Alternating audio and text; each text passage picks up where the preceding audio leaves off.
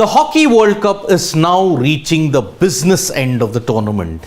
We now know who the 4 quarterfinalists are, but we also know the teams that are in the crossovers. From Group D, it is India and also Spain. And India will take on New Zealand in the crossover stage, that will happen on 22nd of January. The winner of that will face Belgium in the quarterfinal. But before their main game against New Zealand in the crossovers, India have been dealt a massive blow because Hardik Singh, one of their key players and one of the stars in the Indian cricket team, he has been in the Indian hockey team, he has been ruled out of the tournament. Remember, Hardik Singh has been ruled out of the Hockey World Cup because of a hamstring injury that he sustained in the game against Spain.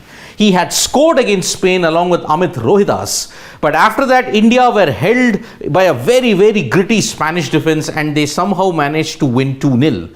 They could not breach England and that is why they ended 0-0. Against Wales they conceded 4-2 and that is why now this hamstring injury has ensured that Hardik Singh will not be part of the tournament.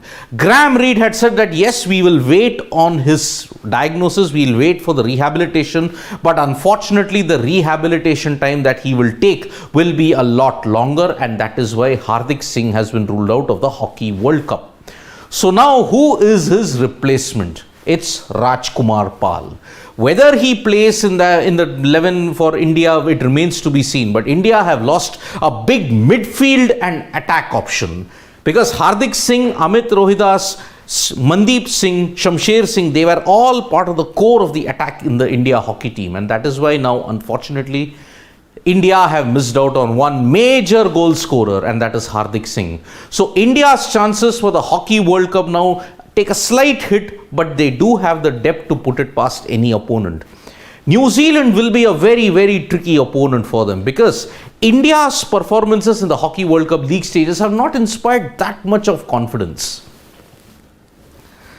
Because they began the campaign very well, 2-0 against Spain, but they drew 0-0 against England and they beat Wales 4-2. What was the common trend in all the matches that India played in? They started the quarters well. In the first 2-3 minutes, they displayed tremendous aggression and tremendous intensity. But they fell behind as the quarter progressed. They either could not convert their attacking chances. The penalty corners also went missing. Remember, Harmanpreet Singh has struggled for the penalty corner conversions and that has hurt India in a big way. So unfortunately, India managed to concede 2 goals to Wales and that has not inspired much confidence when it comes to the defense of the Indian hockey team at this point in time. So unfortunately 4-2 and that is why they are in second position. They had to play the crossover to get into the quarterfinal. So this is why India's chances in the game against New Zealand could be on an even keel. It could be actually 50-50. But judging by the past results, India are the favourites. So it is simple. India, because they finished second, they will face the third place team of Group C, which is New Zealand. So the winner of that will face Belgium in the quarterfinal. And remember, the Red Lions are in absolute top-notch form. They just registered a 7-1 win against Asian Games champions Japan. And that is why they are the team to beat in this Hockey World Cup. And remember, not just Alexander Hendricks, Tom Boone, 5 goals, the player to watch out for. Now, when you look at this particular situation, the India versus New Zealand head-to-head encounters, it reads India 124 and New Zealand have 115 with 5 drawn. In the World Cup, India hold a 3-1 edge against the Black Sticks. And even if you look at their last 5 encounters, it does suggest that India do have the edge because if I have to just refresh your memory to what happened in the last 5 encounters, in the FIH Pro League, they had won one game 4-3, but in the return leg, they won 7-4. And it was a clear exhibition of aggressive, sustained, intent hockey from the Indian team. And that is why in the FIH Pro League that happened in 2022, which India finished third, they beat New Zealand on both occasions. But you will all remember that in the Tokyo Olympics, New Zealand actually stretched India to the limit. Although India won 3-2, They were made to sweat. And you saw what happened in the next game against Australia. They were hammered 7-1.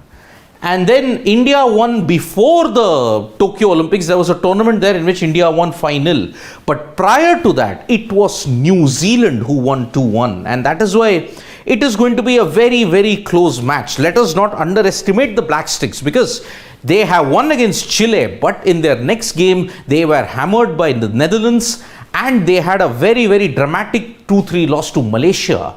Malaysia, by the way, will take on Spain in the other crossover from Group DC. So that is why now India versus New Zealand, the first crossover game for them, and it will be very, very important that India wins on a very confident note, so that they approach their game against Belgium on a confident note. Because if you look at the Olympics, if you look at past instances in the FIH Pro League, it has been Belgium who has hurt India on a very consistent basis. So Hardik Singh's absence will affect the India hockey team in a big way. They have lost an attack and midfield option, but there is depth in the team to ensure that they can hold their own against New Zealand. They will face tougher times against the likes of Belgium, potentially against Australia and the Netherlands.